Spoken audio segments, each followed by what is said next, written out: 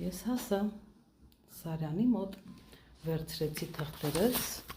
և ֆլեշկան, որի մեջ դոկումենտացիա սահմանում գնում եմ նոր փաստաբանի մոտ, ինքը ինձ ոչինչով չօգնեց, այսինքն անգամ խանգարեց ինձ, հետո փաստերով ցույց կտամ ինչ ա արել։ Բարև սիրելի հայրենակիցներ, ես հասկանում եմ,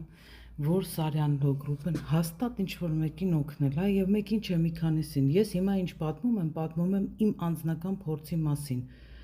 Այդ իմ անձնական փորձն է, ես անցել եմ դրա միջով ու դրա մասին պատմելու եմ։ Խնդրում եմ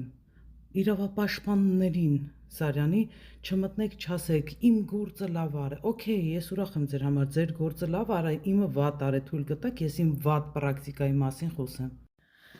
Սիրելիներս, ես հիմա դնում եմ 2 ամիս առաջ Սարյանին ուղարկածս գումարները զելով, որ փոխանցել եմ, որպեսզի գործս անի, իբր թե թղթեր էր պակասում և ապացույցներ էր պետք իմ գործի հետ կապված, ինքը պետք է ուղարկեր։ 2 ամիս առաջ ես իրան տվել եմ $8500 փող ու այնտեղ փոխանցումներ եւ այլն, նամակ պիտի ուղարկի, նամակի փողն եմ ես վճարումից, okay, այդ ամեն ինչը չեմ բողոքե վճարել եմ եւ իտոգում դուս է գալիս, որ ժամանակին թղթերս չի ուղարկել։ Դրանից հետո ապելյացիայի դիմելու համար $1500 էլ է ինձ պետք գալիս։ Էդ էլ եմ տալիս։ Վերջում ինձ նամակ է գալիս, որ ես դատարան եմ ընկել, նոյեմբերի 14-ին պիտի գամ դատարան։